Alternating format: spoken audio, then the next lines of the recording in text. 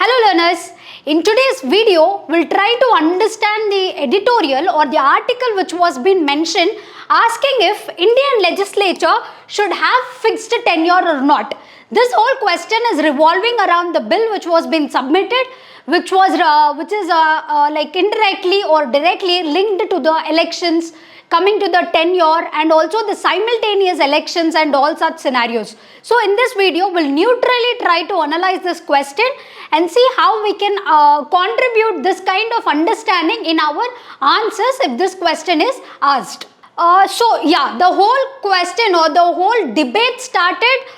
Actually, this debate is coming from way back, but now freshly it has started because there was an introduction of 129th Amendment Bill recently, which ideally is called as One Nation and One Election Bill. We'll understand what exactly is this. This is mainly the crux of this particular bill will be revolving around your synchronizing your elections and about the fixed electoral cycle. So this is going to be the main agenda to be discussed in this particular topic. Now, what are the key provisions? As I said, simultaneous elections, the fixed tenure implementation and handling premature dissolutions, and the provision for deferred elections. So these are the four key important major points or the provisions mentioned in the bill. The first one, simultaneous elections. It says that whenever the elections are about to happen in Lok Sabha, at the same time the elections should happen in the state legislatures as well. Simultaneously the elections should happen is what this particular statement is about. Second, the fixed tenure implementation. It says that whoever the MLAs or the MPs, they should have fixed. Now currently we follow the 5 years tenure. That tenure is for the Lok Sabha, but not for an individual member. Here it is talking about the individual member's tenure. If a person A is got elected or elected for Lok Sabha or state legislature, he is having the tenure now, not the whole Lok Sabha sessions or not the whole Lok Sabha here, but it is talking about individual person. And how to handle the premature dissolutions. It is saying if in case an assembly or the Lok Sabha get dissolved before completing, the bill stipulates that fresh elections will be held for the just remainder of the time so that the synchronization can happen properly. And the fourth one is the provision for deferred elections. It is saying that if election commission, if this particular body is determining of conducting elections for a particular state assembly alongside the general elections is unfeasible, it can recommend deferring the elections. The term of such an assembly will still align with the Lok Sabha's term. So in case of deferred elections, there is a provision given and how to handle the premature dissolutions, and there should be a fixed tenure so that we can implement the simultaneous elections, which is also called the synchronization of the elections. So these are the four key provisions given in this particular bill. Now presently we follow Westminster system. Everybody know which is the member or the legislature's tenure is not fixed, but the Lok Sabha tenure would be 5 years and the state legislature 5 years. If this get dissolved or the time is completed, then the members get or they complete their tenure. It is considered. So against to this particular thing, they are saying that not just the Lok Sabha or the assembly, but also the individual member should have a fixed tenure. So now we will see what are these points which are favoring this kind of a solution and what are the points which are arguing against this particular solution. First of all, we will see what are the positive aspects. First of all, it is saying that in order to have political stability, this has to be there so that we can prevent frequent disruptions caused by early dissolution or any political crisis. This will reduce for the constant campaigning and coalition politics. So if we follow this particular bill's provision, the favoring point, the first one is there would be political stability. The second one is developmental consistency will be there. If the people are fixed, if the tenure are fixed, they will try to plan in a long-term basis and work on it. So there would be consistency in the developmental goals. And the third point is there would be economic stability. So, predicting your election cycles, if you see the share markets, it will go aligned. Some companies' shares will come down, some will go up. Directly the political environment will be aligning to your economic environment of that particular country. So if you fix a tenure, there would be economic stability and as well the political stability. The fourth favoring point is obviously the election cost will come down because there is no question of dissolution and there is no question of by-elections over here.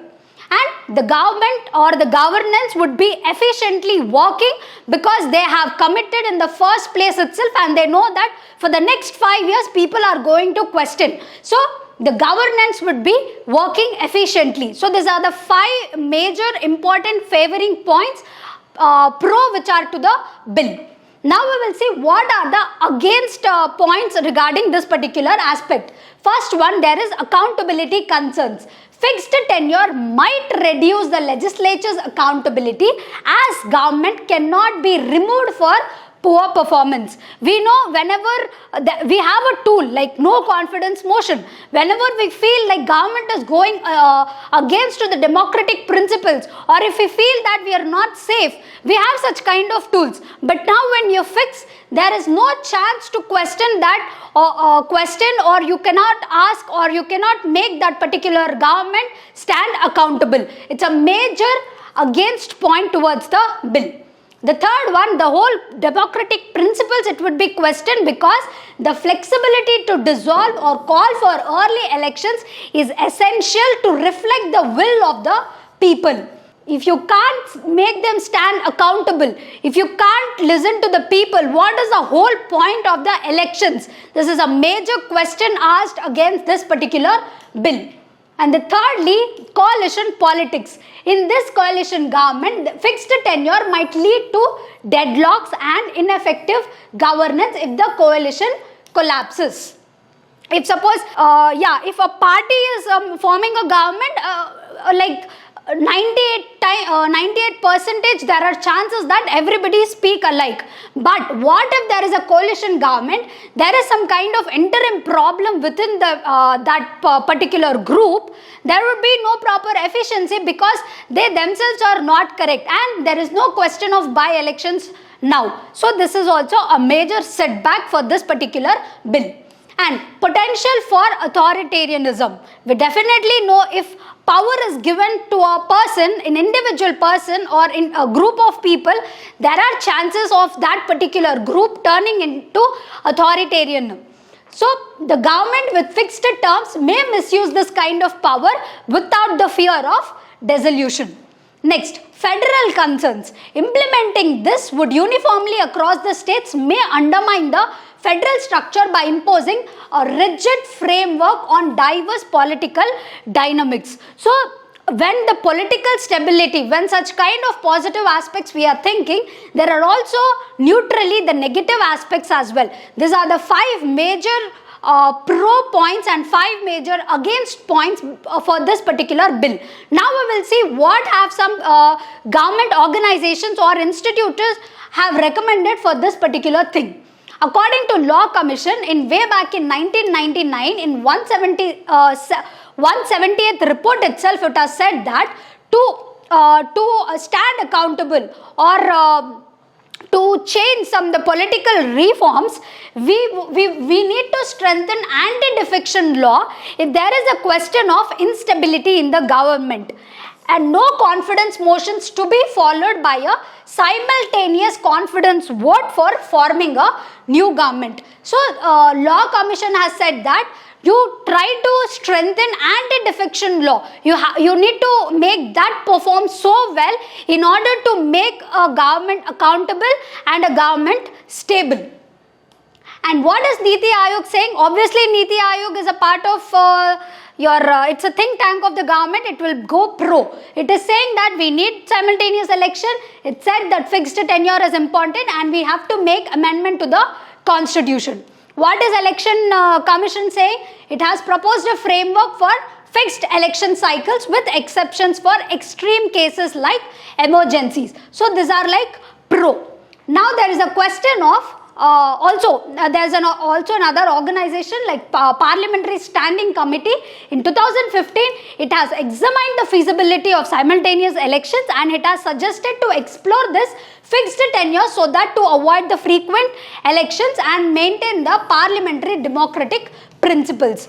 So they have suggested to this, but a big question arises, what about anti-defection law? If you wanted to impose that on a particular person, if you wanted to defect a person, now they are like fixed, you cannot touch them. So what, it's like a contradictory to anti-defection as well. So what is the constitution and legal challenges? First of all, you need to amend Article 83 and Article 172 Clause 1, and you should define this 5-year tenure which are said here. 5-year tenure of Lok Sabha, but what about the particular person? Fixed tenure would require the constitutional amendment. A big question arises, what about anti-defection law? It needs a stronger provision to prevent political instability, and you have to question, if you bring such kind of synchronization, what about this particular law? The judicial oversight. Whenever such kind of incidences happen where judiciary should come into the picture, you need to have a proper mechanism. A fixed tenure might require clarity on the powers of judicial review concerning the dissolution and continuation of legislatures. These are some constitutional and legal, These are some constitutional and legal challenges. What is suggested on the way forward, what we can write is, in incremental implementation, we need to start aligning elections in phases so that we can assess the feasibility. Not the whole country, but phase-wise we can start, like a pilot project. First of all, second point, we need to strengthen the anti-defection law so that we can prevent opportunistic political shifts that destabilize the governments. And main important, do consensus building. Take the consent of all the stakeholders involved over here. And do legal reforms. Introduce constitutional amendments so carefully, balancing the tenure with democratic feasibility. So in this way, there is a need. Yeah, if such kind of suggestion has come, there might be a need, but it's very important to maintain the balance, and we have to consider the recommendations given by the bodies so that they can have a careful consideration of whatever constitutional amendments and the federal dynamics. Such kind of reforms, if you wanted to bring in the land very freshly, there should be more such debates, involve all the stakeholders, have a very good debate, and then introduce or reform such kind of a big framework. In this is where we have seen the neutral stand of what are the pro and against and what are the bodies recommending. So in this way you can write holistically the answer when this question is posed in our mains. Thank you.